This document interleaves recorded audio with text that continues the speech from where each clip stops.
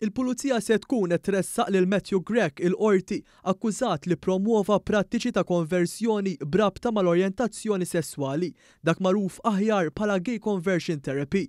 Ikkonferma dan il-Ministru Byron Camilleri f'kitba fuq il-paġna tiegħu ta' Facebook fejn qal li l-prattika ta' gay conversion therapy hija inaċċettabbli f'Malta.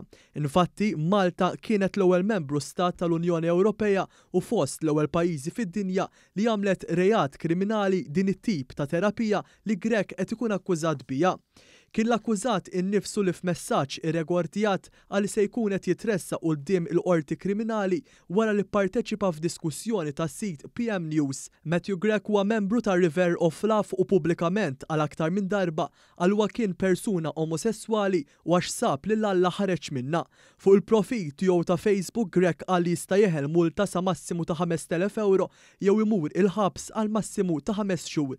Iżda huwa saħaq li ruħu tafda f'Ġesu sidu s-Salvatur. Grech jifforma wkoll parti mill-Partit Abba. Il-Ministru Camilleri temm jgħid li episodji bħal dawn juruna kemm ir-riformi u l-ħidma fl-ugwaljanza għandhom ikomplu jissuktaw f'pajjiżna. Sostna wkoll huwa dritt ta' kulħadd li jgħix ħajtu fl-orjentazzjoni sesswali li tiddistingwih. Intant ġimgħa ilu l-Gvern ħabbar li se jkun qed jipproponi emendi sabiex tissaħħaħ il-liġi dwar l-affermazzjoni tal-orjentazzjoni sesswali, l-identità tal-ġeneru u l-espressjoni tal-ġeneru.